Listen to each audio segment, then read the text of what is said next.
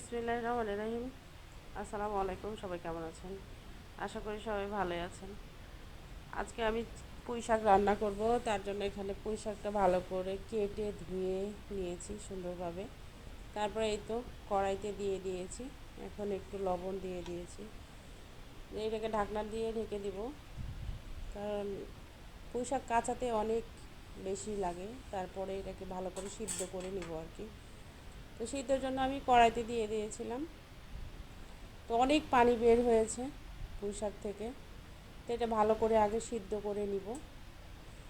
তো এই পানিটা একদম শুকায় ফেলবো। তো আবার ঢাকনা দিয়ে দিয়েছিলাম, ঢাকনাটা উঠালাম, দেখতেছি মাঝে মধ্যে যে পুঁই শাকের ডাঁটাগুলি সিদ্ধ হয়েছে কি না বা পানিটা শুকালো কি না, সেটার জন্য আর কি। তো নেড়ে দিচ্ছি। কম বেশি সিদ্ধ হয়ে আসছে, দেখলেই বোঝা যায় বা যাচ্ছে। তা আবার ঢাকনাটা দিয়ে দিলাম। তো এবার আমি তেলে দিয়ে দিব। তার জন্য আমি পেঁয়াজ রসুন সুন্দরভাবে লাল লাল করে নিয়েছি। তারপরে সিদ্ধ করা পুঁই শাকটাও তেলে দিয়ে দিলাম। এর ভালো করে নাড়াই নিচ্ছি, মিক্স করে নিচ্ছি।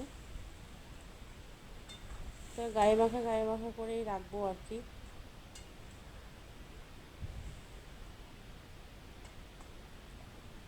হয়ে গেছে। আমি এখন চুলা বন্ধ করে দিয়েছি। এই তো ফাইনাল লুক হয়ে গেছে। এখন শুধু পরিবেশন করা বা খাবারের পালা। তো কেমন হয়েছে